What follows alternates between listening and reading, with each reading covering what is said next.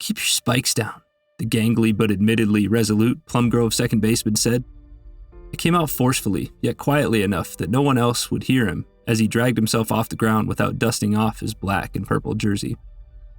Nick Davis, with just a hint of the respect he felt, murmured equally quietly, "As soon as you quit tipping pitches," as he too pulled his broad shoulders up and out of the dust and began trotting back towards his dugout.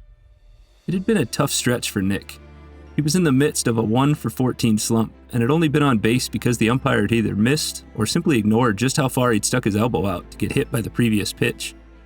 It was a roasting hot July 31st. In the second game of the high school senior season, his Gateway Bullets All-State catcher had gone down with an injury.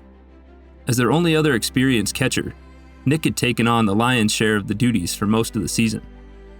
Catching both ends of doubleheaders all summer was finally catching up with him, causing a slow bat and his surly disposition. So when Nick had caught the scrawny, though scrappy, 18-year-old Plum Grove second baseman relaying signs to his hitter from second base in the prior inning, the square-jawed catcher decided to do something about it. As luck would have it, Nick led off the next inning with the debatable hit by pitch, and then his best friend and three-hitter in the Gateway lineup, Greg Romano, bounced a slow three-hopper to the shortstop, giving Nick just the chance he needed to lay a hurtin' on the defenseless pivot man attempting the double play. There was no chance for two, and the smart play would have been for the second baseman to receive the throw, eat the ball, and then get himself to safety. It's what anybody with half a brain would have done, with Nick's stocky girth bearing down on him, a fast runner heading towards first, and a blowout of a game.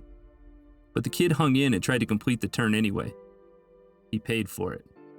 Nick went in late and hard, legally, but just barely, into the scrapper's stiff front.